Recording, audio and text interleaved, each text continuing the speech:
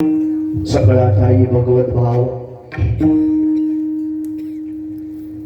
हाच अनुभव जयाचा त्यांचे चरणी लीन व्हावे उद्धरावे कृपेने मावळले काम क्रोध वृत्ती सनिध हरीच्या त्यांचे चरणी लीन व्हावे उद्धरावे कृपेने निळामणे त्यांच्या नामे पापे अधर्म नासते त्यांचे चरणी लीन व्हावे उद्धरावे कृपेने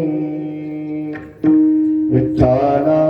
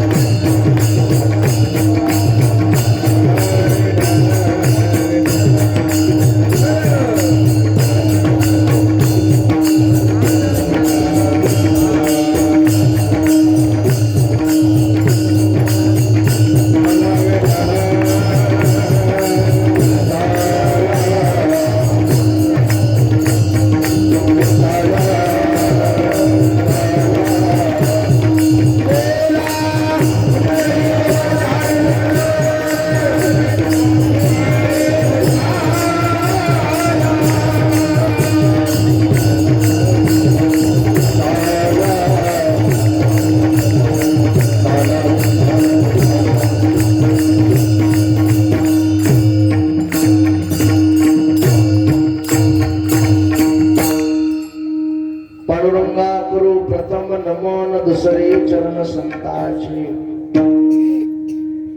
त्यांच्या कृपादाने कथेचा विस्तार बाबाजी सद्गुरु दास तुकार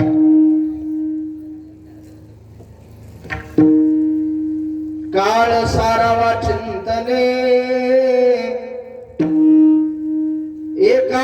एकांतवासी गंगा स्नाने देवाच्या पूजने प्रदक्षिणा तुळशीच्या मस्तक हे पायावरी या वारकरी संतांच्या प्रतिवर्षी पंढरपुरात जाती महाद्वारा हरी भेटी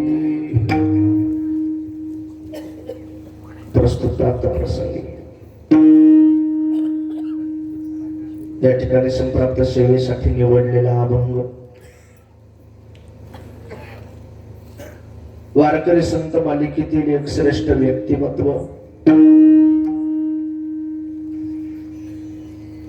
श्री क्षेत्र पिंपळनेर निवासी संत श्रेष्ठ निळोबाराय महाराजांचा हा 4 चरणाचा अभंग असून या अभंगामध्ये संत श्रेष्ठ निळोबाराय महाराज मानवी जीवाला जन्माला आल्याच्या नंतर हे पारमार्थिक जीवन जगत असताना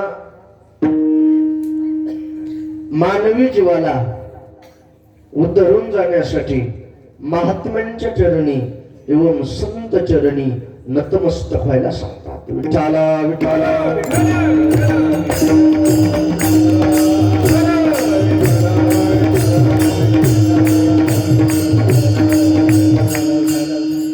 तत्पूर्वी या ठिकाणी सेवेला सुरुवात करण्याच्या अगोदर थोडासा परिहार द्यायचा, तो म्हणजे असा ब्रह्मचैतन्य ब्रह्मीभूत वैकुंठवासी महान संत सीतारामजी महाराज यांच्या पुण्यतिथी रौप्य महोत्सवानिमित्त चालू असलेला हे दरवर्षीचा अखंड हरिनाम सप्ताह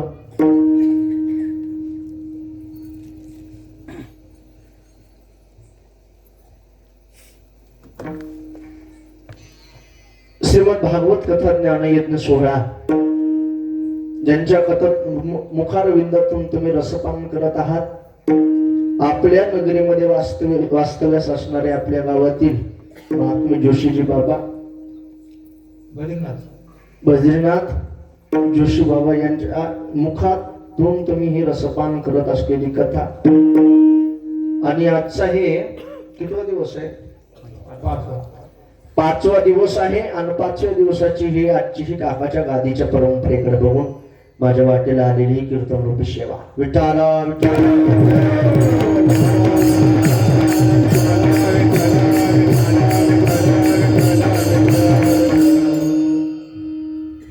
आम्ही नामाचे धारक नेनो प्रकार अनेक या उक्तिवादाप्रमाणे ब्रह्मगुरु सद्गुरु मोतीराम महाराज हरे भजने धवळीले जग चुकविला लाग कळी काळाचा या उक्तिवादाप्रमाणे गुरु मारुतराम महाराज दस्तापूरकर वैराग्याच्या गोष्टी ऐकल्या त्या कानी आता ऐसे कोणी होणे नाही या उक्तिवादाप्रमाणे परमश्रद्धेय आजोबा श्री संत सोपान काका महाराज सातकर या तीन संत महात्म्याच्या कृपा आशीर्वादाने आपल्या नियोजित वेळेमध्ये आपण सगळेजण मिळून महान संत सीताराम बाबाची सेवा करण्याचा प्रयत्न करू. विठाला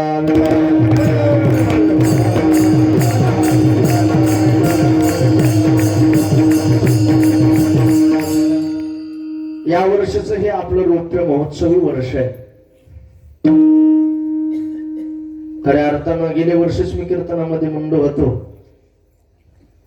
उत्साहानं आनंदानं हे वर्ष साजरं झालं पाहिजे. या वर्षी भागवत कथा सुद्धा संपन्न होत आहे.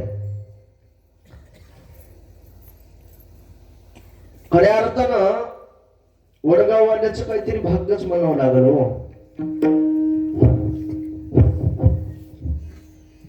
एक ना एक संत तुमच्या गावामध्ये वास्तव्यालाच असतात.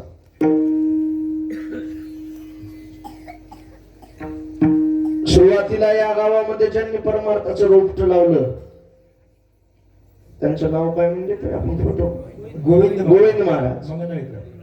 नंतरच्या काळामध्ये बालाजी महाराज, पुन्हा नंतरच्या काळामध्ये मामासाहेब मारतळेकर मामा, आपले सीतारामजी महाराज, आताही जोशी बाबा, किसन महाराज बरबडेकर. म्हणजे साधू आपल्या गावामध्ये वास्तव्यास राहणं म्हणजे साधारण गोष्ट आहे काय? विठाला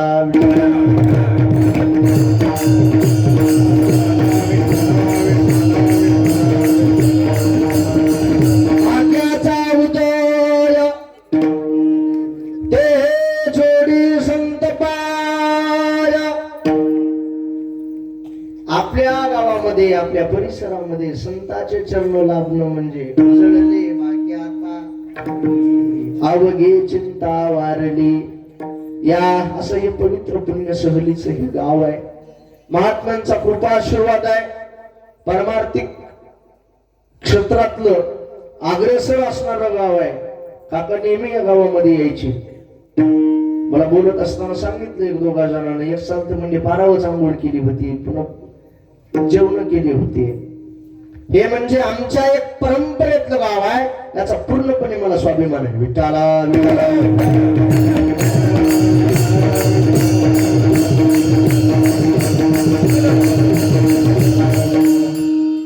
म्हणून महाराजाच्या या रौप्य महोत्सवी वर्षानिमित्त मी सेवेसाठी संत श्रेष्ठ निळोबारायचा अभंग घेतलाय. ज्यांचा सेवेकरिता अभंग घेतलाय ते नेमके कोण आहे? या वारकरी संप्रदायामध्ये त्यांचं अग्रगण्य स्थान नेमकं कोणतं आहे?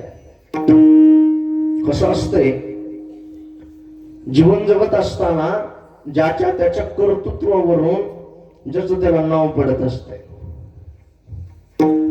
कर्तृत्वावर. कर्तृत्व चांगलं की नाव चांगलं पडते. कर्तृत्व चांगलं असलं की उत्तम पद्धतीनं त्याला पदवी लावली जाते, कर्तृत्वावरून ज्याच्या त्याच्या. आता हे सुंदर मृदंग वाजवतात म्हणून त्याला पदवी कोणती दिली? मृदंगाचार्य. गायन सुंदर करतात म्हणून गायनाचार्य. कर्तृत्वावरून. एक महाराष्ट्रामध्ये थोर समाजसेवक होऊन गेले, आठवतात का बघा? रयत शिक्षण संस्थेचे ते जनक होते. जीवन जगत असताना जे असुशिक्षित समाज आहे, ज्यांना शिक्षण शिकणं जिकरीचं जात आहे, अशा लोकांसाठी कमवा आणि शिका हे ज्यांनी नाराव लगवला त्यांचं नाव आहे भाऊराव पाटील. भाऊराव पाटील या नामक महापुरुषाने जीवन जगत असताना काय केलं? रचल्या गांजल्या समाजाची सेवा केली. जनसामान्य लोकांना ज्यांना शिक्षण शिकणं कठीण जात होतं त्यांना कमवा शिका असा नारा लगवला. एक शब्द आणखी थोडस सांगू का? इतकी त्यांनी सेवा केलेली आहे शिक्षण संस्थेच्या माध्यमातून.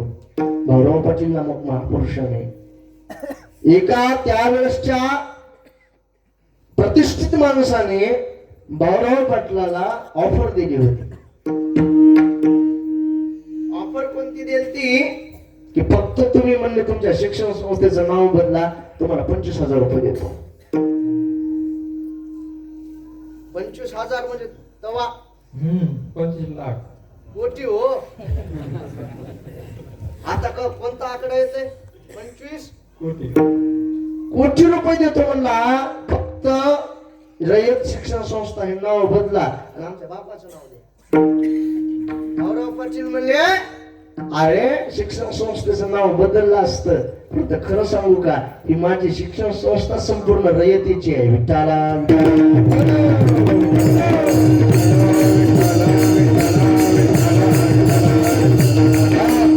नाही बदललं नाव.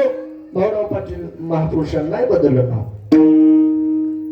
रंजल्या गांजल्या समाजाची सेवा केली, जनसामान्यांची सेवा केली. कर्तृत्व चांगलं होतं, कर्म चांगलं होतं. म्हणून हे कर्तृत्व चांगलं असल्यामुळे भाऊराव पाटील या नावाच्या अगोदर त्याला पदवी कोणती दिली? कर्मवीर भाऊराव पाटील. ज्याच्या त्याच्या कर्तृत्वावरून ज्याचं त्याला नाव पडत असतंय. थोडस आपण आपल्या संत परंपरेकडे येऊ. तुकोबारायाच्या नावाच्या अगोदर पदवी कोणती लावली जाते? जगद्गुरु. कारण या जगताच्या पाठीवर खऱ्या अर्थानं 3 जगद्गुरु होऊन गेले. 3 ध्यानात ठेवा. वसुदेवं सुतं देवं कंसचानूरमर्दन देवकी परमानंद कृष्ण वंदे जगद्गुरु. एक जगद्गुरु भगवान श्री कृष्ण, 2 जगद्गुरु दुसरे आद्य शंकराचार्य आणि तिसरे जगद्गुरु कोण? जगद्गुरु तुका अवतार नाम याचा संप्रदाय सकळाचा येतो निया. तिसरे जगद्गुरु तुकोबाराय. जगद्गुरु पदवी लावली तुकाराम महाराजांच्या नावाच्या अगोदर. अलंकापूर निवासी ज्ञानोबारायाच्या नावाच्या अगोदर. कैवल्य साम्राज्य चक्रवर्ती ज्ञानोबारायाच्या नावाच्या अगोदर. पैठण निवासी नाथबाबाच्या नावाच्या अगोदर ब्रह्मा. तसं आपण आज सेवेकरिता ज्यांचा अभंग निवडलाय त्या निवडबारायाच्या बाबतीत जर तुम्ही मला विचारणा केली महाराज आम्ही पदवी कोणती लावावं, तर बरं मी तर प्रकर्षानं तुम्हाला सांगेल गुरुनिष्ठ निवडबाराय. विठ्ठला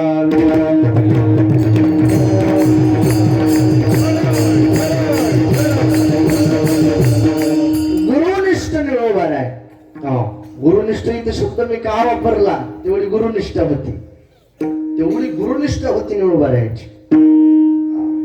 किती गुरुनिष्ठा होती. आपल्या श्री गुरुसाठी एकूण 42 दिवसाचा त्याग केला. उपोषणाला बसली होती. किती दिवस? 42 दिवस उपोषणाला बसली होती निळोबा राय गुरुसाठी. उपोषण कशाला म्हणतात माहिती का नाही? उपोषणाला बसले होते. उपोषणाला काढू का जरा चोपदार हे जरा ते दुपारी देश आलो ते निळेला वजन एवढा हार आणला होता. आधी 8 दिवसाखाली म्हणजे महाराज तुमचं वजन किती आहे? म्हणजे 56 किलो आहे. त्याने तेवढा हार आणला होता. म्हणून तर म्हणलं मनोहर दादाला आमचे कपडे पिपडे सगळे अवतार बदलून घरी गेलं की स्वागतच आहे.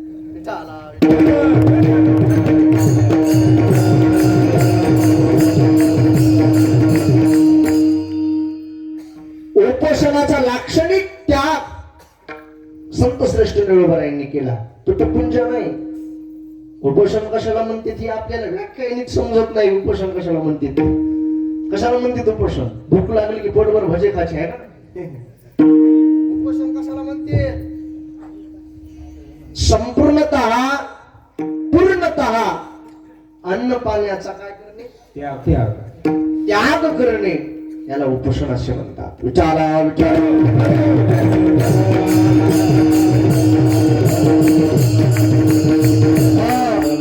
तसे उपोषणाचे बरेच प्रकार आहेत. माणसं बसत नाहीत का जिल्हाधिकाऱ्याच्या समोर, ऑफिसच्या समोर, तहसीलच्या समोर मंडप टाकलेला असते, त्याच्यावर लिहिलेलं असतंय आमरण उपोषण. त्याचा दुसरा प्रकार आहे उपोषणाचा साखळी उपोषण, म्हणजे ह्यानं उठायचं आणि दुसऱ्यानं बसायचं. साखळी उपोषण. तसे उपोषणाचे बरेच प्रकार आहेत. आमच्या पूर्णा तालुक्यामध्ये एक ढोणे पांगरा म्हणून गाव आहे. त्या ढोणे पांगरा गावामध्ये तुकाराम ढोणे नावाचा एक माणूस आहे. तुकाराम ढोणे असं उपोषण केलं त्यानं. पहिलं उपोषण केलं कोरडे हिरीमध्ये. माग बातमी दाखवू लागली बघा 2 वर्षाखाली. कोरड्या हिरीमध्ये केलं. आता तुका म्हणजे सामान्य माणूस आहे होते गावकर, सामान्य माणूस आहे. परंतु काय सांगावं तुम्हाला, तुकाला सांभाळायला 25 पोलीस. तुकाला सांभाळायला किती पोलीस? 25 पोलीस. कारण का? त्याची संपूर्ण त्या उपोषणकर्त्या माणसाची जिम्मेदारी कोणावर असते? शासनावर किंवा प्रशासनावरती जिम्मेदारी असते. बरं ते तेवढ्या तरी थांबलं का गुरुमा? त्यानं दुसरं उपोषण केलं मसन वाट्यात सरनाव बसून. मला 8 मान्य झाले तर बरं आहे म्हणलं नसतं. इथं मला ढंढण काय करा. दुसरं उपोषण केलं त्याच्यावर बी बसलं नाही त्यानं. तिसरं उपोषण फळ्याला केलं गंग टोकऱ्यात बसून. कशात बसून? टोकऱ्यात बसून. असे उपोषणाचे बरेच प्रकार आहेत. परंतु उपोषण जो व्यक्ती करतो त्या उपोषणकर्त्या माणसाला मायबाप जर आपल्या अटी जर मान्य करावं वाटत असतील तर त्याला त्याग करावा लागतो. त्याग. खायला काय जमत नाही उपोषणाच्या दरम्यान. ते म्हणतात मग खाल्ल्यावर काय होते? खाल्ल्यावर काय होतंय? आमच्या गंगाखेडला बसलो होतं एक जण. उपोषणाला बसलं मस्त कपडे पिपडे टाईप, बॅनर लावलं, मंडप टाकला, आमरण उपोषण नाव लावलं. मग त्या उपोषणाचा सुद्धा नियम आहे. उपोषणाला असं कसं बसता येत नाही. प्रशासनाला लेखी स्वरूपात आधी कळवावं लागतंय. म्हणून या दिवशी इतक्या वाजता मी कशाला बसायलो? उपोषणाला बसायलो. आणि असं ज्यावेळेस लेखी स्वरूपामध्ये आपण प्रशासनाला कळवतो मी उपोषणाला बसायलो, त्यावेळेस प्रशासनाने आपल्याला उपोषणाला बसा म्हणून अशी परवानगी द्यावं लागत असते. का परवानगी द्यावं लागत असते? कारण हा भारतीय अधिकार लोकशाहीचा आहे. विठ्ठला.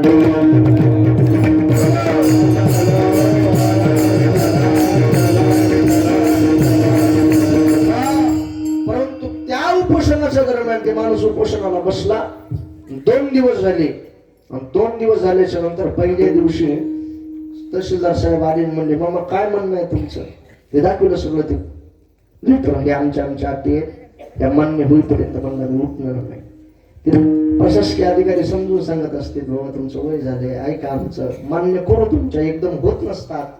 हे म्हणलं नाही नाही नाही एवढ्या मान्य झाल्याशिवाय शब्द झाल्याशिवाय माघार घेणार.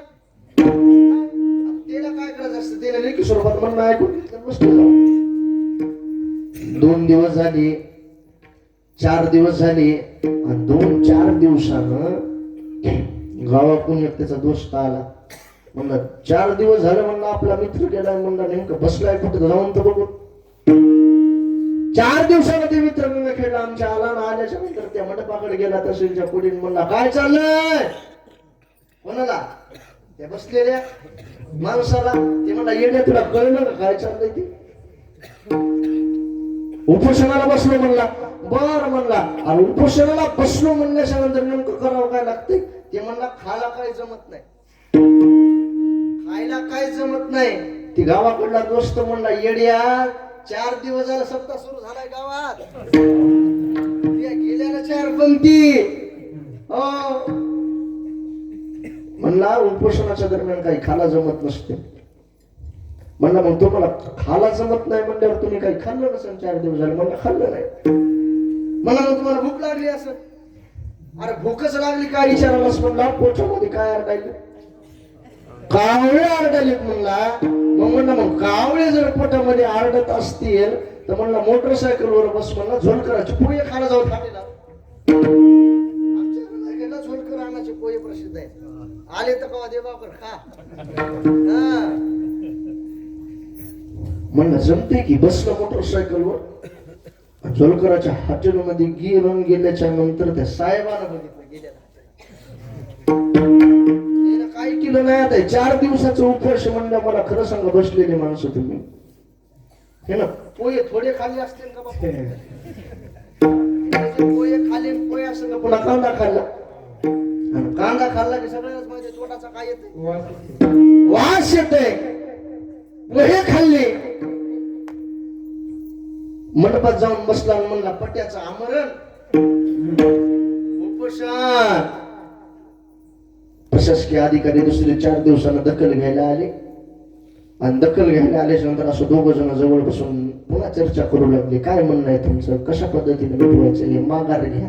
पण ते बोलत असताना काय झालं बोलत असताना दोघांचं एकमेकाचं ते संवाद होत असताना याच्या कांद्याचा वास साहेबाला आला.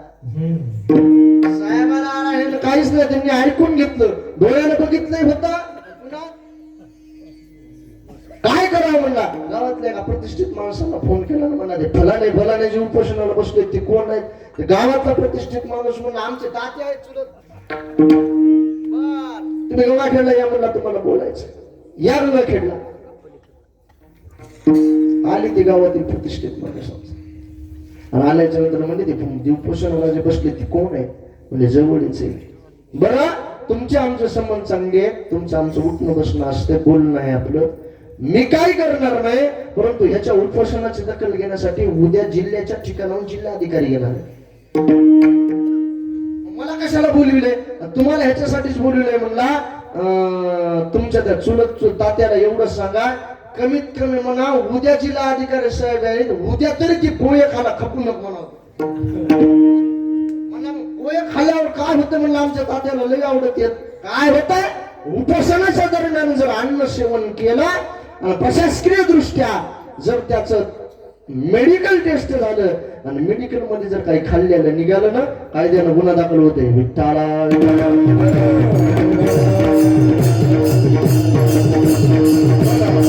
म्हणून उपोषणाच्या दरम्यान काही खायला जमत नाही. आतापर्यंत नमूद जे गोष्टी केल्या उपोषणाच्या ते तोटापुंज उपोषण नाही बाब तुमचं आमचं आहे. तुमचं आमचं उपोषण आहे. एक दिवस एकादश धरायची म्हणलं तर काय होते पोटामध्ये काय होते. हो एकादश 1 दिवसाची आली तर एका दिवसाची एकादश सकाळी उठल्या म्हणते आज एकादश आहे गडबडीनं भगर शिजवा बरं अर्धा किलो भगर खाते सकाळी पुन्हा थोड्या वेळ म्हणते कसं कसं पोटामध्ये कालवायचं काय कसं भूक लागल्यासारखी झाली. उसळ हलवा बरं थोडी. उसळ खाते. पुन्हा छानच्या पारी बाजारात हिंडून येताना केळं घेऊन येते. केळं खाते महाराज डझनभर. संध्याकाळी पुन्हा शाबूचं ते गोड शाबू असते ना, मला दिवसभर कसं तोंड वेगळं पडलं, मला आता गोड खावं. गोड शाबू खाते 8 वाजता. झोपायच्या टायमाला म्हणते आज एकादश आहे, कसं एकादश धरण्यावर कसं फिरायचं नाही, भिकार खावं. मग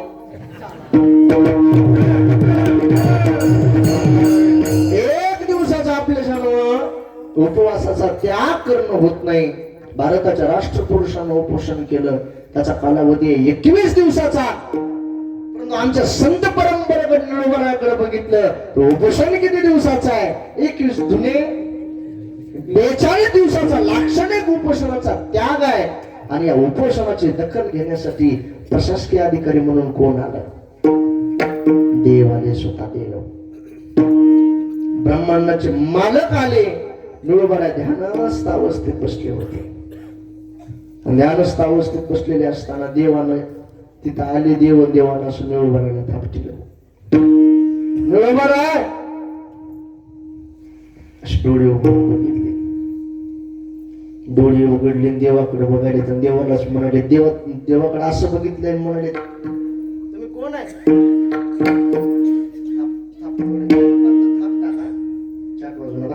फक्त जरा लवकर व्हायली, कारण आवाज मिस्टेक व्हायला. थोडं दम धरून थाप टाका. विठाला विठाला. ब्रह्मांडाचे मालक समोर आहे आणि निळोबाला म्हणाले तुम्ही कोण आहे? देव म्हणले मी देव आहे.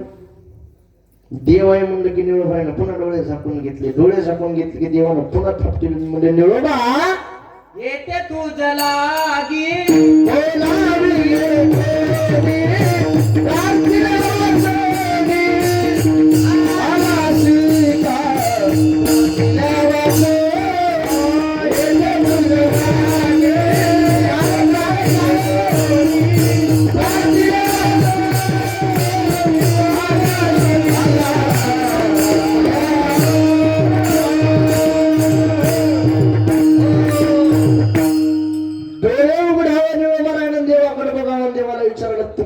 तुम्ही कोण आहे?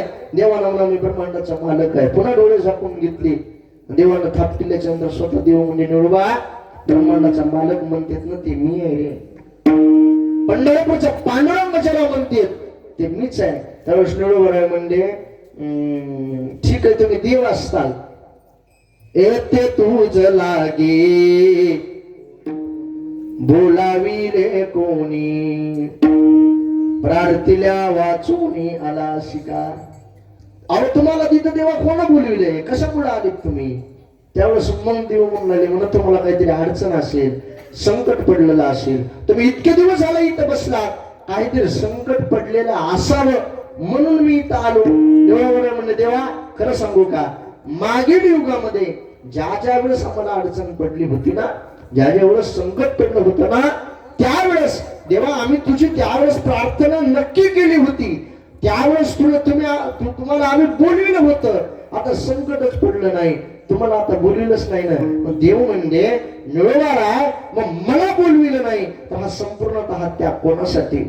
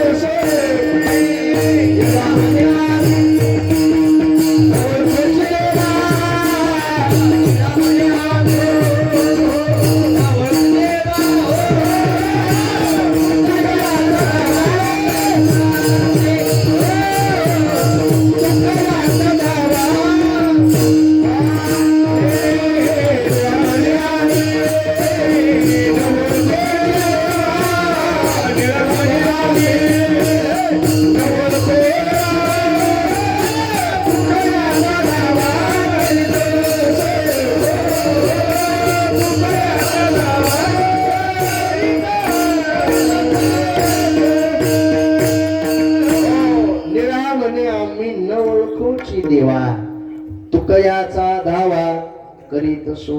देवा इथं मी तुमच्यासाठी बसलो नाहीये.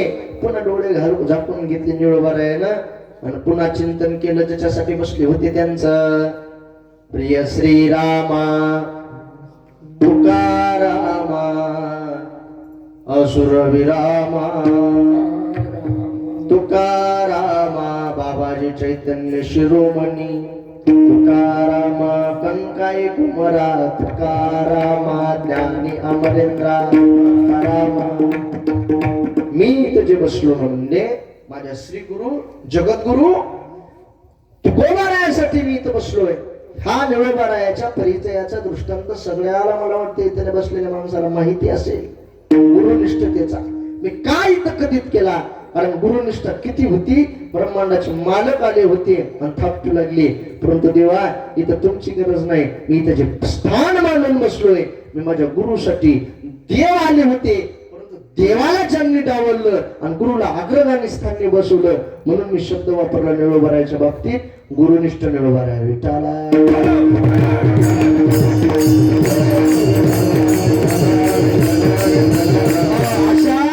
गुरुनिष्ठ असणाऱ्या संत श्रेष्ठ निळोबाराय महाराजांचे या अभंगामध्ये काय सांगणार की बाबा या मानवी जन्माला आल्याच्या नंतर उतरून जर जायचं असेल तर काय करावं. कारण मानवी जन्माला आल्याच्या नंतर प्रत्येकाला वाटतंय, प्रत्येकाला एक तळमळ असते. आम्ही देवदेव करायलो, आम्ही हे परमार्थ करायलो, आम्ही कीर्तन करायलो, भजन करायलो, परंतु अंतिम शेवटी आमचा काय व्हावा, उद्धार व्हावा. मी उद्धार पावेन काय कृपा करील नारायण. ऐसे तुम्ही सांगा संत जन, करा समाधान चित्त माझे. प्रत्येकाला वाटतंय आमचा उद्धार झाला पाहिजे, कारण उद्धरून फक्त माणसाला जाता येते. बरं, उद्धरून माणसाला जाता येत आहे, ढोरावासराला उद्धरून जाता येत नाही. का उद्धरून जाता येत नाही? ढोरावासराला काही कळतच नाही. काय कळतं त्या पशुला? पशु काय पाप पुण्य जानते, पशु काय पाप पुण्य जानते, पाप पुण्य जानते, पाप पुण्य जानते.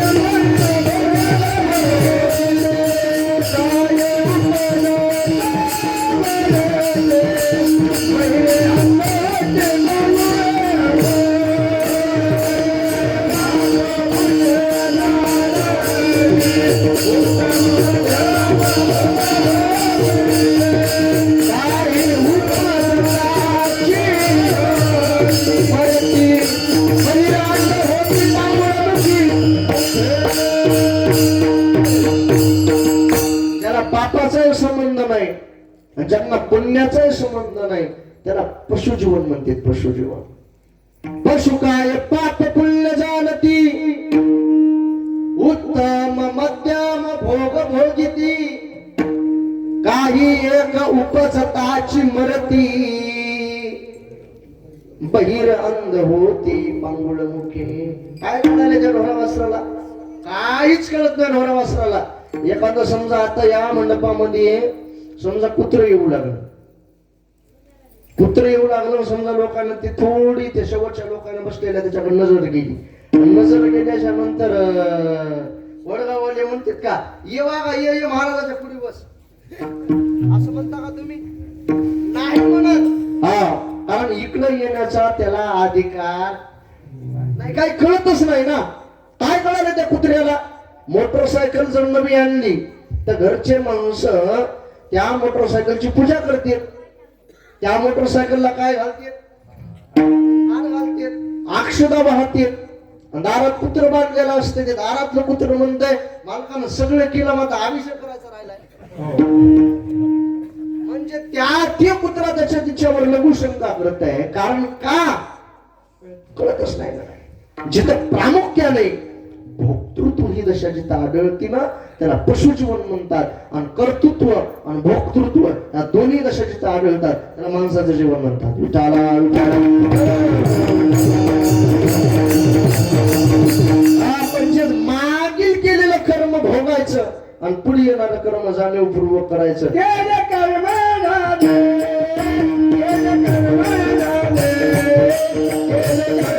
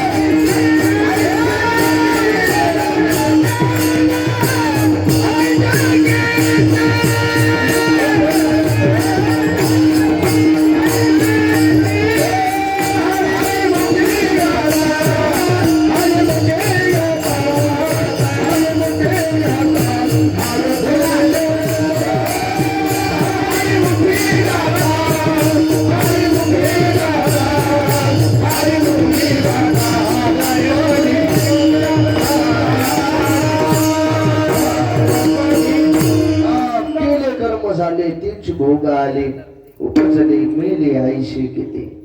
माणसाचं जीवन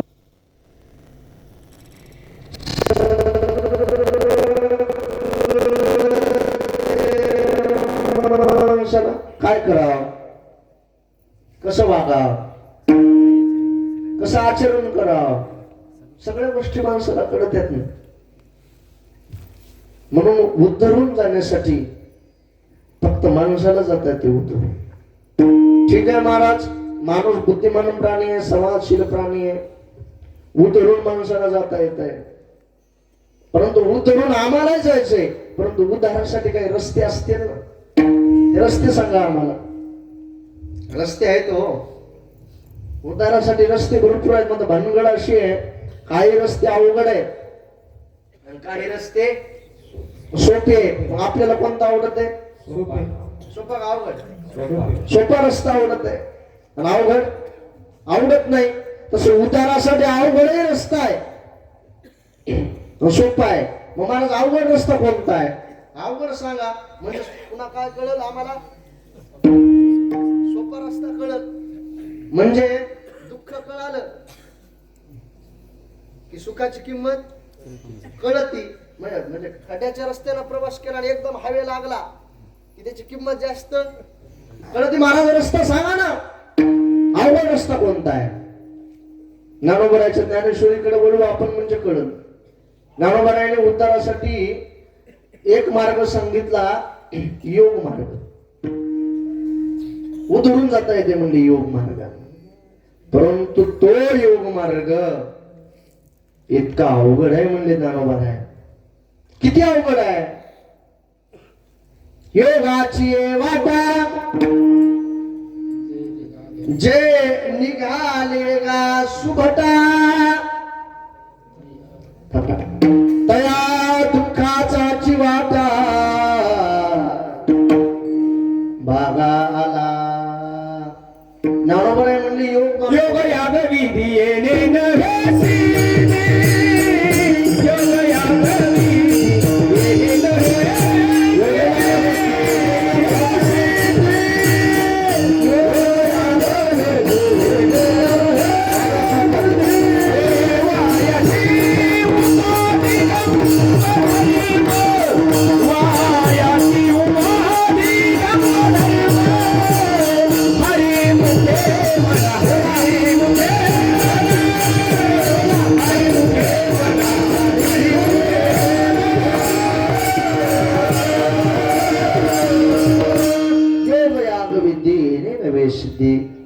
फार ते दुर्लभ आहे योग मार्ग, कठीण आहे. किती कठीण आहे योग मार्ग. पुढे ज्ञानोबाने दृष्टांताची उभी दिली. ज्ञानोबा म्हणले हरभरे हरभरे चणे. हरभरे चणे कोणते? आता हे खायला आलेले नाही बरं शेतातले. म्हणजे काय? खन खन खन खन खन खन वाळलेले चणे. ते चणे ते हरभरे एखाद्या तरुण माणसाला जर दिले, अर्थात ज्याच्या मुखात दात आहेत आशाला जर ते चणे दिले तर ते माणूस त्याच्या दातानं कडकड कडकड खात आहे. आणि ज्याच्या मुखामध्ये दातच नाही तर आशाला गेल्यावर काय होतंय? खाते का ते?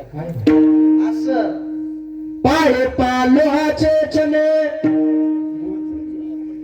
जय भोचरिया पडती खाने की पोट भरने की प्राणी शुद्धी म्हणून. ते चणे खाणं होतीत का म्हाताऱ्या माणसाला? नाही ना. एसटी मध्ये एक म्हातारी बाई रोज कंडक्टरला 4 भिजलेले बदाम देत होती. 4 काय देत होती? 4 भिजलेले बदाम देत होती. ते कंडक्टर विचार करू परेशान झाला. म्हणला एवढे महागा मोलाचे बदाम म्हणला म्हातारी का देत असं आपल्याला रोजच? बरं म्हणला ही फुकट येत नाही, काय काढती? तिकीट काढती. म्हणला तिकीट काढून आपल्याला रोज काय देते? 4 भिजलेले बदाम देते म्हणला भिजून. विचारच म्हणला म्हातारीला. विचारलंच म्हणला माय तुम्ही तिकीटे काढता म्हणला, तुमचं आमचं काही नातं नाही. रोज म्हणला एसटी मध्ये मी बघतो तुम्ही मला 4 बदाम भिजून देतात. काऊन देत असतात माय? आणि काय करू बापा म्हणली चगळून देत असतात. एवढे महागा मोलाचे बदाम का म्हणली काय खिडकीतून टाकून देऊ काय? विठाला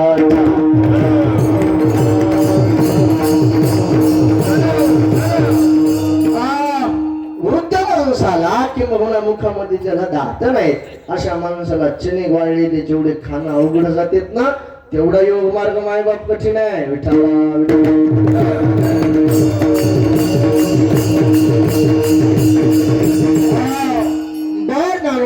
माऊली आम्हालाच ठीक आहे समजलं योग मार्ग कठीण आहे. बरं सोपा एखादा मार्ग सांगा ना उद्धारासाठी आम्हाला. ज्ञानोबा म्हणजे आहे उद्धारासाठी सोपा मार्ग म्हणजे कोणता आहे? साधूचे संगती तरुणोपाया, साधूचे संगती तरुणोपाया, साधूचे संगती तरुणोपाया, साधूचे संगती तरुणोपाया. सदादेव जागे जन्मदाती माता, साधूचे संगती तरुणोपाया.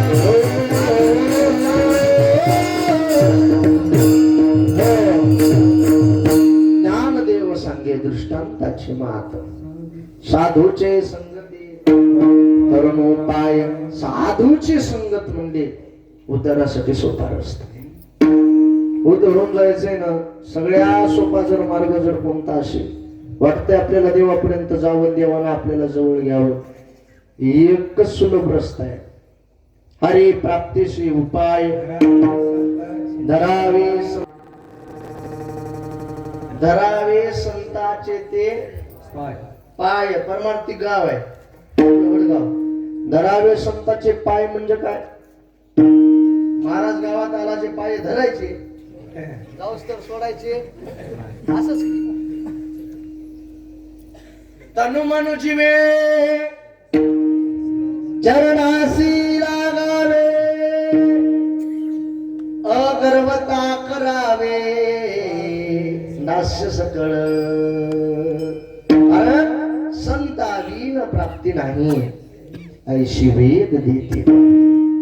कारून जर कोण नेत असतील आपल्याला ते एकमेव मायबाप हे संत आहेत. विठाला विठाला.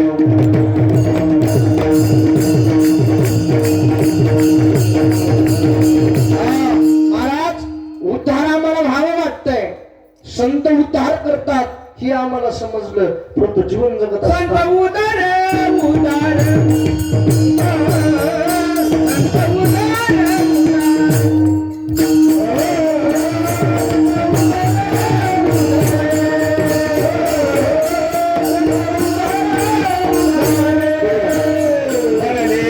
भरले आनंद भरले आनंद भांडार भरले आनंद भरले आनंद भांडार संत उदार उदार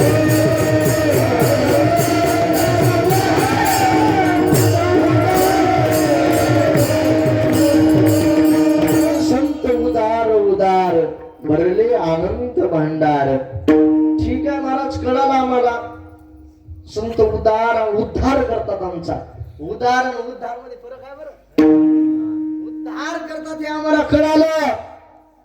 परंतु जीवन जगत असताना प्रश्नच असा आम्हाला महाराज पडायलाय की आम्ही खरे संत म्हणावं कोणाला? कोणाला म्हणावं आम्ही संत? काय संताची व्याख्या आहे? प्रामुख्यानं दोन लक्षण आहेत. एक बाह्य लक्षण, दुसरं आंतरलक्षण. बाह्य लक्षण कोणतं आहे? गोपी चंदन ओटी तुळशीच्या बाळा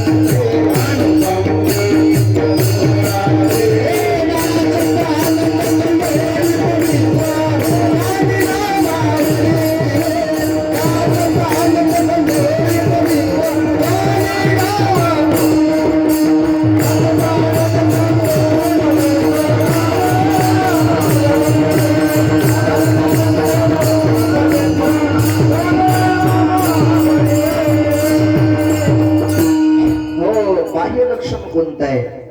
गळ्यामध्ये पवित्र शुद्ध तुळशीची माळ असणं आणि कपाळाला गोपीचंदनाचा टिळा असणं, हे बाह्य लक्षण आहे. हे बाह्य लक्षण परमार्थिक दृष्टिकोनातून महत्वाचं आहे, नाही असं नाही. तिथं आपली आचारसंहिताच आहे, करावंच लागणार आहे. परंतु एखाद्या व्यक्तीचं संतपण किंवा संतत्व नुसत्या बाह्य लक्षणावर अवलंबून नाही. वरवर दिसणाऱ्या बाह्य लक्षणावर संतत्व अवलंबून नाहीये. नाही. बरेच लोक असे आहेत, कपाळाला गंध लावायले, मोठी माळ घालायले. पुढचं बोलू का? राहू देऊ, राहू दे आता, कशाला उगाच. विठाला बाह्य लक्षणावर नीट शब्द ऐका माझे. एखाद्या व्यक्तीचं संतत्व ठरवू नये. मान जगाचं कसं झालंय, संतपण जाणण्यासाठी बाह्य लक्षणावरून जग फार हुशार झाले, फार हुशार झाले, फार प्रवीण आहे. कोणत्या लक्षणावर म्हणालो मी? वर दिसणाऱ्या बाह्य लक्षणावर. एक जण म्हणला, बाबा बाबा बाबा महाराज बघितला कडे मी. म्हणलं त्याचं काय बघितलंस? बघितलंस काय त्याचं? म्हणला मी त्याची एवढी अशी दाढी बघितली. झालं का दाढीवरच महाराज केलंस का संत तू? एक जण म्हणला मी महाराज बघितला कडे. अरे बापरे भाऊ, तसा महाराजच नाही. म्हणलं कसं बघितलंस, काय होतं? म्हणला त्याला 40 लाखाची गाडी होती. बाह्य लक्षणावर नाही रे राजा संतत्व, नाही रे संतपण. एखाद्या वेळेस एखाद्या व्यक्तीच्या जवळ संत म्हणून काही लोक गेले आणि पुन्हा त्यांचे दुर्गुण नाव न कळाली, पुन्हा तिथून वापस यावं लागलं. माझी भाषा नाही, ज्ञानोबरायनं कशी दिशाभूल होते त्याचं एक सुंदर दृष्टांताच्या माध्यमातून रूपक केले. ज्ञानोबराय म्हणले एक प्रवासी होता आणि तो प्रवासी प्रवासाला निघाला. पूर्वीचा प्रसंग आहे आणि पूर्वीचा प्रवास जर आठवला तर पूर्वी प्रवासी कसा राहायचा? म्हणून पायी राहायचा. मन म्हणावं. माझं वय नाही तेवढं. या जुने जे बुजुर्ग लोक आहेत त्यांच्या काळामध्ये प्रवासी पायी होता. आज 1 किलोमीटर जायचं म्हणलं तर आपल्याला काय लागायली? गाडी लागायली. तो प्रवासी चालण्यासाठी निघाला. पहाटे 4ला चालायला लागला, सायंकाळपर्यंत चालला. आणि पहाटे 4ला जर माणूस चालायला लागला आणि सायंकाळपर्यंत जर चालला, जवळपास 40 ते 42 किलोमीटर चालत आहे. कारण का म्हणालो मी, आमच्या कार्तिकी वारीचा अनुभव आहे. सकाळी पहाटे 4ला आम्ही चालायला लागलो की 40-42 किलोमीटर चालतो. प्रवासी तो पायी चालू लागला. सायंकाळची वेळ झाली, अंधार पडतोय, अंधार पडणार आहे आता. आणि अंधार पडायला म्हणलं आता जास्त न फिरता अंधाराच्या अगोदर आपण काय करावं, कुठंतरी थांबावं. कुठं जंगल होतं, एक अशी लांब झोपडी दिसली. चला म्हणलं त्या झोपडीत जाऊ. झोपडीत गेला. आता 40-42 किलोमीटर चाललं म्हणजे मला खरं सांगा, त्याचे पाय, खरं सांगा, विठ्ठल म्हणत असतील, त्याचे पाय दुखत असतील, त्याचा अंग कणकण करत असेल, अंग शिरून गेलेला असेल, पाय दुखू लागले, हात दुखू लागले, थकवा आलेला होता. आणि ते थकवा आलेला असताना त्या झोपडीमध्ये गेला, आपली पडशी टेकविली, पडशी टेकून वडकटी खाली टाकली आणि आराम करावा लागला. आराम करण्यासाठी असं त्यानं अंग असं जमिनीवर टाकलं. आणि जमिनीवर अंग टाकल्याच्या नंतर थोडे असे डोळे उघडे होते. आणि ते डोळे उघडे असताना ते वरी जसे मला ते लोंबलेले कमळ हे फुलं दिसायलेत गुलाबाचे, तसं त्याला त्या झोपडीमध्ये एक शिका अडकलेलं दिसलं. एक काय अडकलेलं दिसलं? शिका अडकलेलं दिसलं. शिक माहित असेल ना, त्याच्यामध्ये गाडगट होते, भाकरीची तुरटी ठेवते. ते शिका अडकलेलं होतं, त्या शिक्यामध्ये होतं गाडगट ठेवलेलं. हे काय ठेवलेलं होतं? गाडगं ठेवलेलं होतं.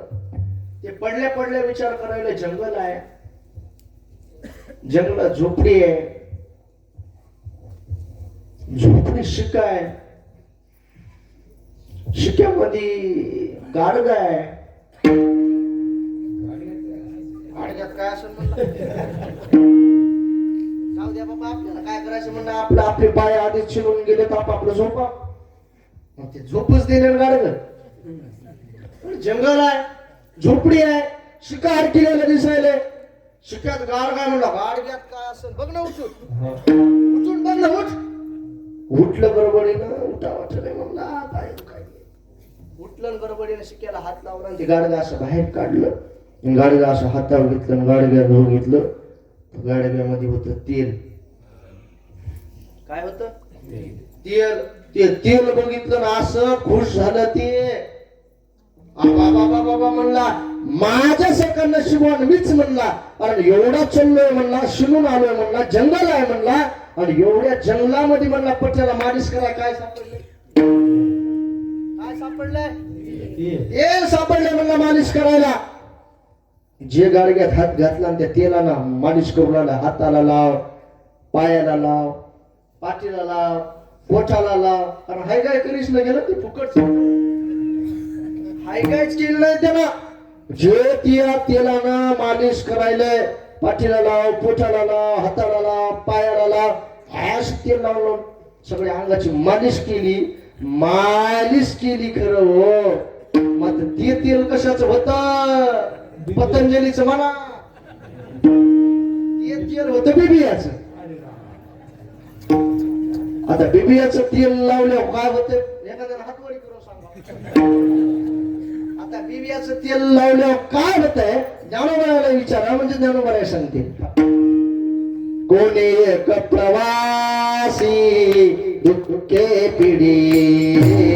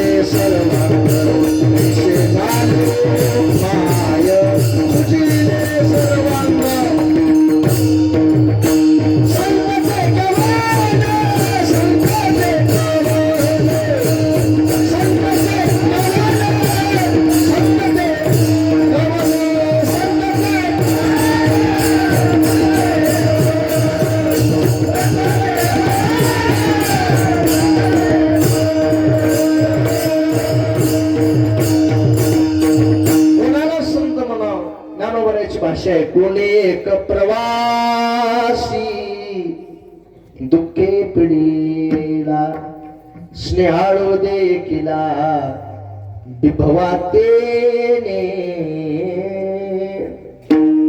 तयाचे स्नेह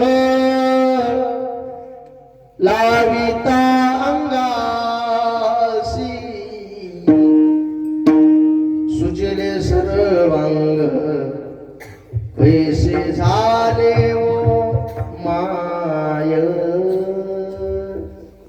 संत ते कवन संत ते कवन कोणाला म्हणावं संत काय त्यांचे लक्षण खऱ्या अर्थानं तेल म्हणून अंगाला लावलं ते तेल बिबियाचं असल्यामुळे अंगाला उतलं तसं काही लोकांच्या जवळ संत म्हणून गेले आणि मग ते बिबियाचं तेल आहे म्हणून कळालं मग ते उतून बसत आहे विठाला म्हणून संत म्हणा कोणाला बाह्य लक्षणावरून संतत्व ठरवू नये संताचं अंतर्लक्षण तपासावं बाह्य लक्षण मायबाप महत्वाचं आहे नाही असं नाही परंतु बाह्य लक्षणापेक्षाही महत्वाचं जर कोणतं लक्षण असेल तर ते आंतरलक्षण आहे आणि तेच निरोबरायनं पहिले चरणात सगळा भाई भगवत भाव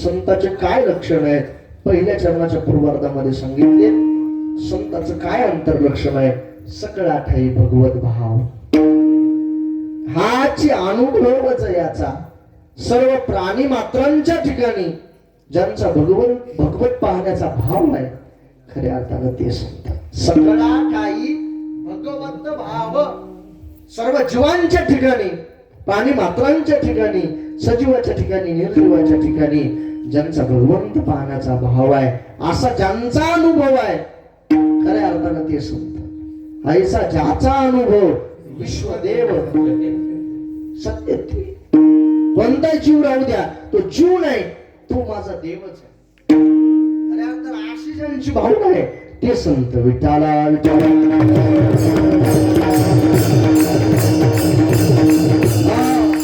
काय महात्म्यांचे लक्षण समोरून अनोळखी जरी व्यक्ती येऊ लागला माणसाला वाटते त्याचा आमचा काही संबंध नाही खऱ्या अर्थानं त्याच्या हृदयामध्ये सुद्धा त्याच्यामध्ये सुद्धा जे देव पाहतात ते संत प्रत्येकाच्या हृदयामध्ये देव पाहणारे ते संत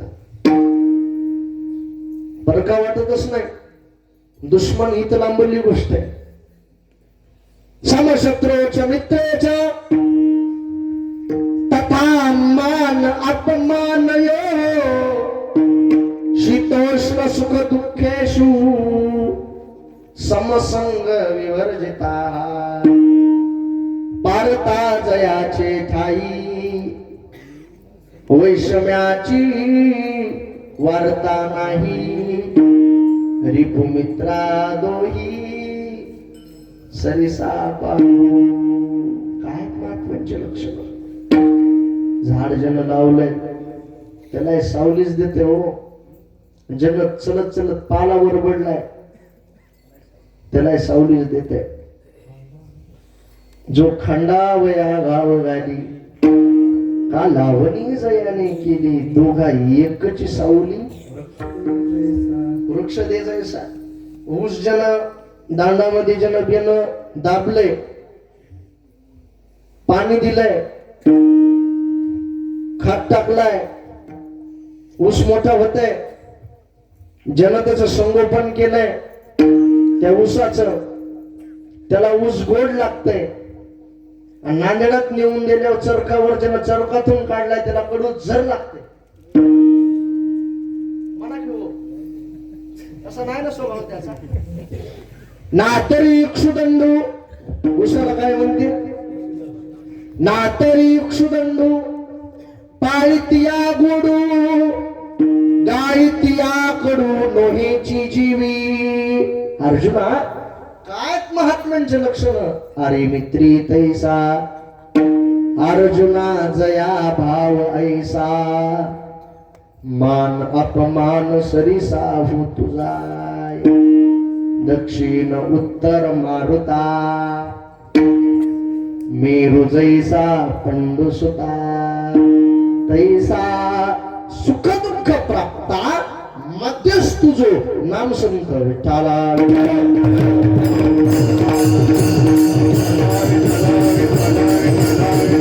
येऊ द्या समोरून, हा शत्रू वाटणारच नाही. एक शब्द पुढे जाऊन सांगतो, शत्रू नाही हो, तो देवच आहे. अशी ज्यांची भावना आहे ती संत. खऱ्या अर्थाने प्रत्येकाच्या हृदयामध्ये भगवंत आहे, परमात्मा आहे, परमात्मा आहे. ही जी जागा जी दिसायली ना तुम्हाला, ही कोणाची आहे? देवाची आहे. कारण का? येतो बैसली ठाया, असने व्यापी देव राया, निर्मळ हे काया, अधिष्ठान देवाचे.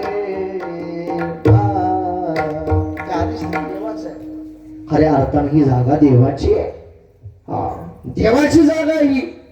मग देवाची जागा म्हणल्याच्या नंतर ही जागा देवाची म्हणल्यानंतर कोण्याही जीवाचा न घडो कष्टार वरमे सर्वेश्वर पूजनाते. हा, पण त्या जीवाचा बरका जीव वाटला नाही पाहिजे, त्या जीवामध्ये माझा देवच नसता. आपण एक वेळेस भजन परमार्थ आत्मसम करतो, परंतु एकमेकाकडे बघण्याची भावना कशी आहे आपली? द्वंद्वयुक्त आहे, द्वेषयुक्त आहे.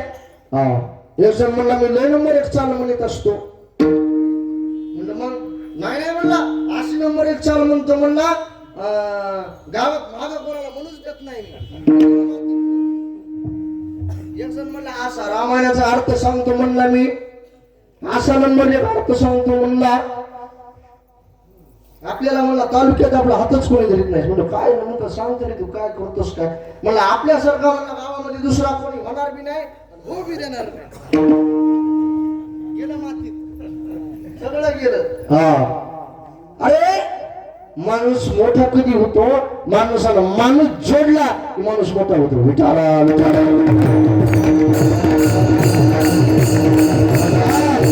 सुप्त भावना नाही नसली पाहिजे आपली, नसली पाहिजे देवसुक्त भावना. अरे प्रत्येकाच्या हृदयामध्ये कारण देव आहे. त्याचा पत्ता तुम्ही आम्ही सांगायलो, मात्र तुम्हाला आम्हाला लागला नाही. ह्याच्यात काही नाही, परंतु रुक्मिणी आईसाहेब लागला नव्हता. रुक्मिणी आईसाहेब सुद्धा संभ्रमी झाल्या होत्या याबरोबर भक्ती करणाऱ्या लोकांकडे बघून. कशा संभ्रमी झाल्या? आषाढीचा सोहळा भरला, आणि आषाढीचा सोहळा भरल्याच्या नंतर आलोट अशी गर्दी उसळी पंढरपुरात. भरपूर लोक आले, काही उभी लागली, आणि ती झालेली गर्दी रुक्मिणी आई साहेबांना बघितली. रुक्मिणी आई साहेबांना ती गर्दी बघितली. रुक्मिणी आई साहेब पांडुरंगाला मालकाला म्हणू लागले, मालक बघा ना पंढरपुरात वाळवंटात किती गर्दी जमली. एवढी गर्दी वाळवंटात जमली, ती आरती तुमच्यावर ह्या लोकांची किती श्रद्धा असेल, किती श्रद्धा असेल. देवानं ऐकलं न ऐकल्यासारखं केलं म्हणे, जाऊ रुक्मिणी जाऊ दे ना. असं का बोलले तुम्ही मालक? असं का बोलले? बघा ना वाळवंटात किती गर्दी जमली. एवढी गर्दी जी आरती झाली, त्या आरती मालक ह्या लोकांची किती श्रद्धा असेल तुमच्यावर बघा ना. चाल देणं म्हणजे रुक्मिणी एवढं काय म्हणावं घ्यायचं. चाल देणं म्हणजे रुक्मिणी 11:15 वाजत आले आता. चाल देणं रुक्मिणी साहेब म्हणाले असं का बोलायले तुम्ही मला. रुक्मिणी मी असं का बोलायलो तुला सांगू का. ही गर्दी जी तुला दिसायली ना अगं ही गर्दीच आहे का फक्त. ही काय आहे फक्त गर्दीच आहे. या गर्दीमध्ये माझ्यावर निष्ठा असणारे लोक किती आहे. मोठे एवढे का बोलायलेत मला कसं. एवढे लोक पायानं चलत आले तिथपर्यंत आणि एवढे लोक पायानं चलत येऊन तुम्ही म्हणताय मोजण्या इतकी लोकांची श्रद्धा माझ्यावर का म्हणाले तुम्ही. देव म्हणले मग रुक्मिणी तुला बघायचंय का. म्हणजे बघायचं काय हरकत नाही. काय हरकत नाही म्हणजे दाखवतो तुला. मी होतो म्हणजे कुंभार आणि तू आहे म्हणले कुंभारी. काय हरकत नाही. देव कुंभार झाली. आई साहेबांना कुंभारणीचा वेश घेतला आणि ही वेश घेऊन देवानं एक पंढरपुरामधून गाढव घेतलं. ते गाढव घेतलं वाखरीच्या पलीकड 4-5 किलोमीटरवर भंडीशेगावच्या वाखरीच्या मध्यभागी ते गाढव एका चिखलामध्ये फसविले देवा. ते चिखलात गाढव फसविलं. आई साहेबाला म्हणजे रुक्मिणी आता तू एक करायचं. हे चिखलात गाढव फसविले. या दिंड्या यायला आता त्या दिंडी आली की त्या दिंडीतल्या माणसाला विचारायचं कुठं चालला. सरळ तुला ते सांगते आम्ही पंढरपूरला चाललो.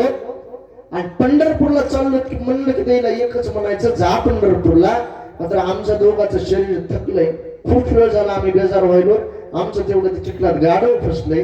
ते फसलेलं गाढव काढू लागा आणि मग आपलं पंढरपूरला जा. ठीक आहे म्हणलं रुक्मिणी साहेब काय हरकत नाही. ठीक आहे. दिंडी येऊ लागली तिकडून वाटेने. जय जय राम कृष्ण हरी जय जय राम कृष्ण हरी जय जय राम कृष्ण हरी. दिंडी आली. देवानं ती दिंडी बघितली. मग रुक्मिणीला म्हणजे रुक्मिणी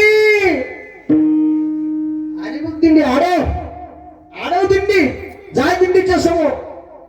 दिंडी आली की दिंडीच्या समोर रुक्मिणी साहेब गेल्या म्हणजे ओ महाराज कुठं चालले कुठं.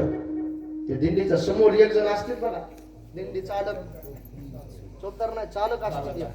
कुठं ठेपा आहे कुठं पाणी आहे कुठं नाश्ता आहे ते सांगाय असते. तेवढा हा बाई हा सांगा काय काय काम आहे तुमचं.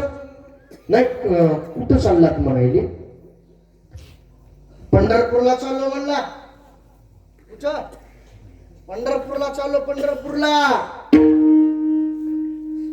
बरं जा पंढरपूरला. मग एक काम करता का आम्ही 2 जण आहेत. आमचं तेवढं ते चिखलात गाढव फसले.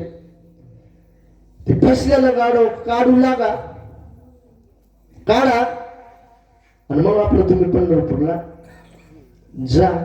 काय म्हणला नाही ते गाढव आमचं फसलंय ते चिखलामध्ये. चिखलातलं गाढव थोडस काढा मग पंढरपूरला जा. ए बाई म्हणला काय सरकरीस काय झालं. ते म्हणला ते फसलेलं गाढव आणि पुन्हा ते चिखल्यातलं आणि मी काढू का म्हणला. वा रे वा. गावातून का म्हणला काय घरच्यानं काय गाढव फसलेले काढायला पाठवले काय. 32 का नाही बाजूला म्हणला. सरक बाजूला. असं ठरलं रुक्मिणी साहेबाला दिलं लोटून. विठ्ठला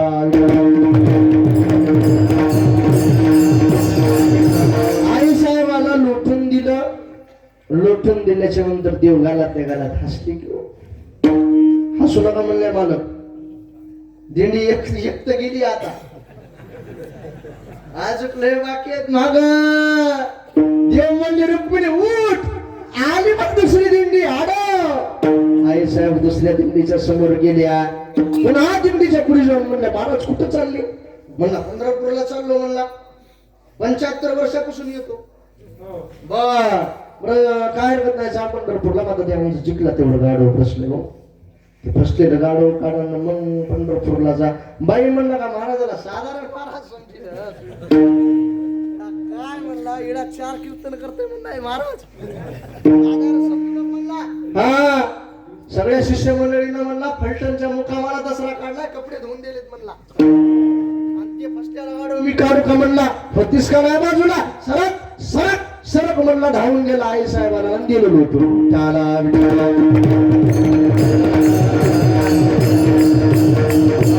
लोटून दिलं.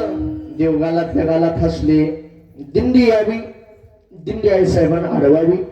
फसलेलं गाडव काढा म्हणावं, पण गाढव फसलेलं काढा म्हणलं की स्पष्ट दिंडीतल्या माणसाने नकार द्यावा.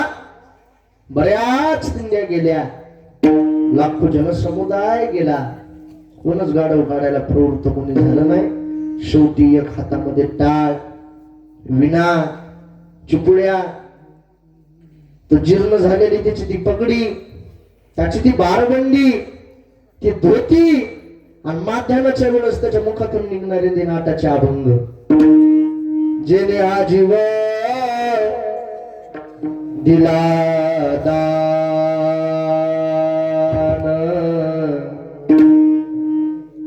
तयाचे करीन चिंतन.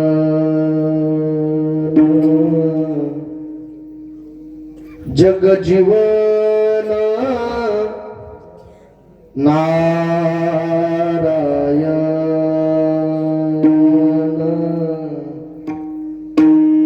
गायीन गुण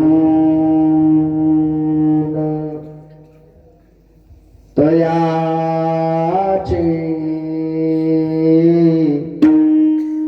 गायीन गुण तयाचे. सुमधुर आवाजामध्ये नाटाच्या अभंग म्हणत येऊ लागला. देव म्हणजे रुक्मिणी आला बघ वारकरी. आई साहेब त्या वारकऱ्याच्या समोर गेल्या. महाराज कुठं चालले?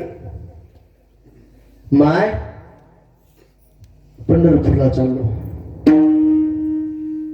जा पंढरपूरला. आता एक काम करता का, आमचं तेवढं ते चिखलात गाडव फसलं, मग ते फसल्याला गाडव काढा, मग पंढरपूरला जा. कुठे गाडव? ते काय चिखलात फसलं, बघितलं ते गाडव. गाडव फसल्याला बघितलं, आणि फसल्याला गाडव बघितल्याच्या नंतर आई साहेबाला ते वारकरी म्हणू लागले, माय तुम्ही फसलेलं गाडव काढा म्हणताय, आता माझं वय 90 वर्ष झालंय, मी थकलोय. फसलेलं गाडव तुम्ही काढा म्हणताय, परंतु ते फसलेलं गाडव माझ्याच्यानं काढणं होईल का नाही हे मला माहित नाही. परंतु पांडुरंगाची कृपा आशीर्वादानं गाढवा काढण्यासाठी प्रयत्न तर करतो.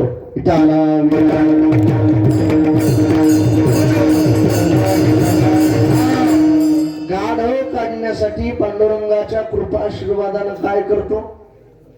प्रयत्न तर करतो. आता मला इथं बसलेल्या माणसाला एक विचारायचंय, ज्याला गाढव फसविता येत आहे, ज्याला गाढव फसविता येते, त्याला काढता येत नाही, काढता येत आहे, परंतु सकळ आठाई भगवत भाव किती जणांच्या ठिकाणी आहे. प्राणी मात्राच्या ठिकाणी भगवंत पाहण्याचा भाव किती जणांचा आहे. वारकरी पुढे सरसावला, नुसता गाढवाला त्या वारकऱ्यानं स्पर्श केला, आणि स्पर्श केल्याबरोबर फसलेलं गाढव हात धरूवरी निघालं. त्यावेळेस देव म्हणजे रुक्मिणीला, रुक्मिणी बघितलंस ना, म्हणू लागलीस ना पंढरपुरात किती गर्दी झाली, किती गर्दी झाली, किती लोक यायलीत, किती श्रद्धा असेल, बघितलंस ना रुक्मिणी. अगं लाखो जनसमुदाय गेलेल्या, हजारो दिंड्या गेल्या, त्या हजारो दिंडीतल्या लाखो जनसमुदायाने आणि या फसलेल्या गाढवाला गाढवच समजलं. परंतु शेवटी एक निष्ठावंत वारकरी आला, आणि त्या वारकऱ्यानं फसलेल्या गाढवाला गाढव न समजता, आणि त्या जीवामध्ये सुद्धा, त्या पशुमध्ये सुद्धा, त्या गाढवामध्ये सुद्धा माझा भगवंत नसेल का, भगवंत तर असेलच त्याच्यामध्ये, अशी भावना ठेवून त्या गाढवाला काढण्यासाठी ज्यांनी प्रयत्न केला, हात लावला, फसलेलं गाढव आधर निघालं. खऱ्या अर्थानं पशुमध्ये सुद्धा, गाढवामध्ये सुद्धा जे देव पाहतात खऱ्या अर्थानं ते संत, आणि त्यांचे चरणी लीन व्हावी.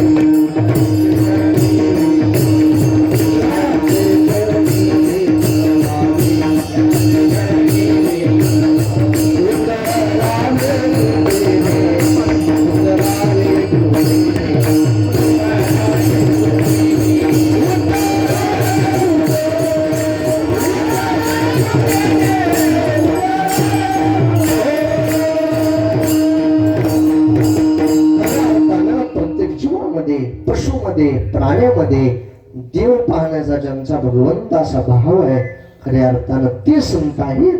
त्यांचे चरणी लीन व्हावे द्वितीय चरणामध्ये म्हणले.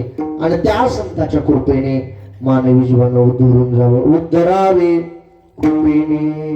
कारण त्यांची जर कृपा जर झाली तर काय होतंय, आपण माणूस आहेत, त्या होता त्यांची कृपा पशु बोलेवे, आपण तर माणसं आहेत, आपला उद्धार का. परंतु आपली तशी त्या संतावर आपली निष्ठा पाहिजे, आपण त्यांच्या चरणी नतमस्तक पाहिजे. आणखी महाराज संताचे काय लक्षण आहेत. तृतीय चरण मावळले काम क्रोध वृत्ती सनिध हरीच्या. ज्यांनी कामावर विजय मिळवला ते संत, ज्यांनी क्रोधावर विजय मिळवला ते संत, आणि ज्यांची वृत्ती सनिध भगवंताच्या ठिकाणी राहिली ते संत. विठोबा रघुमाई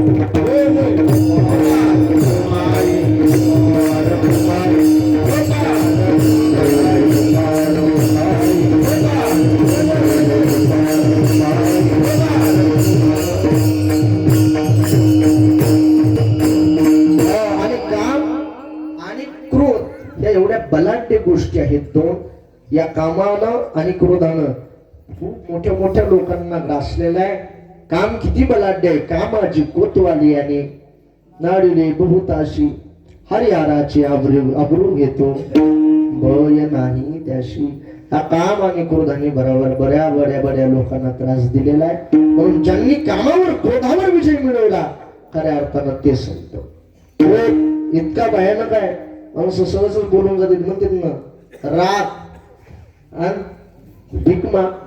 काय रागानं घटना घडतायत माय बाबा, काय घटना घडतायत. प्रत्येकाच्या जीवनामध्ये दुःख असतंय, त्या दुःखानं राग येते माणसाला वाईट घटना घडल्यावर.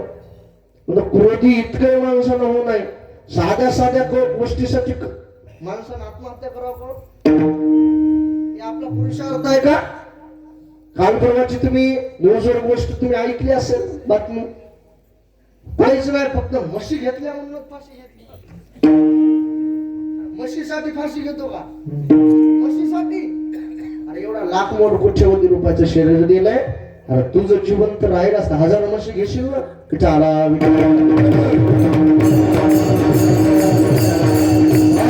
क्रोध माणसाने, राग माणसाने कंट्रोल ठेवा. या जीवन पद्धतीमध्ये सगळ्यात मायबाप आपलं नुकसान जर कशानं होत असेल तर फक्त रागानं आपला राग नियंत्रित ठेवा. रागावर थोडासा अंकुश ठेवा. राग थोडासा कंट्रोल केला की माणसाला आणि तितक्या वेळापुरतं तितकं समाधानी राहिलं की पुन्हा 1 सेकंदाचा वेळ असतो. खऱ्या अर्थानं त्यांच्या यादीमध्ये आपण बसू, कारण आपण क्रोधावर जर विजय मिळवला तर. म्हणून मावळले काम क्रोध वृत्ती सनिध हरीच्या. पात्र नकळे दिवस नकळे अंगी खेळे दैवत. या न्यायाने ज्यांची वृत्ती सनिध भगवंताच्या ठिकाणी राहते ते संत. आणि असे महान जे संत आहे निरामने त्यांच्या नामे पापे अधर्म नासती. असे जे महान संत आहेत महाराजांना शेवटच्या चरणात सांगितलं, अशा संताचं जर मुखामध्ये नाव घेतलं तर काय होतंय तर पापाचा, जी पापाची वृत्ती व्हायली पापाची, त्याचा क्षय होतंय. अधर्म वाढायलाय. धर्माचं जे धर्माचे पालन करणे अखंड खंडन धर्म रक्षावया अवतार घेशी आपल्या पाळीशी. पापाची वृद्धी म्हणजे वाढ आणि अधर्म. आपल्या मुलाला आपल्या लेकराला धर्म म्हणजे काय शिकवला पाहिजे. धर्म म्हणजे काय. आपल्या धर्माचं प्रार्थना स्थळ कोणतं आहे, प्रार्थना काय, काय शिकवावं लेकराला, या गोष्टी माहिती करून दिल्या पाहिजेत. दिवसेंदिवस काय होईल अधर्म वाढायलाय. या संतांचं जर आपण मार्गदर्शन ठेवलं यांच्या चरणी नतमस्तक झालं तर एक पुण्याची वृत्ती होती, पापाचा क्षय होतोय, अधर्माचा लोप होतोय आणि धर्माचा विजय होतोय. म्हणून निरामने त्यांच्या नामे पापे अधर्म नासती. म्हणून त्यांच्या मुखामध्ये नामस्मरण करावं. ज्ञानेश्वर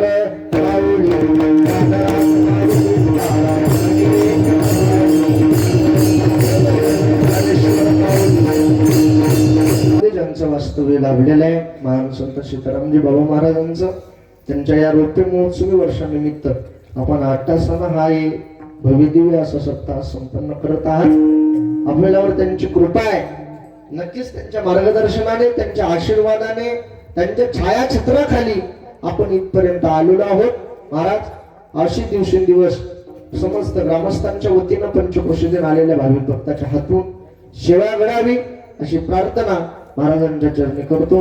झालेली कृतज्ञ सेवा महान संत सीतारामजी महाराजांच्या चरणी, मोतीराम महाराजांच्या चरणी, मोठ्या महाराजांच्या चरणी, काकांच्या चरणी सादर समर्पित करतो. वाणीला पूर्ण विराम. विठ्ठल जय जय विठ्ठल.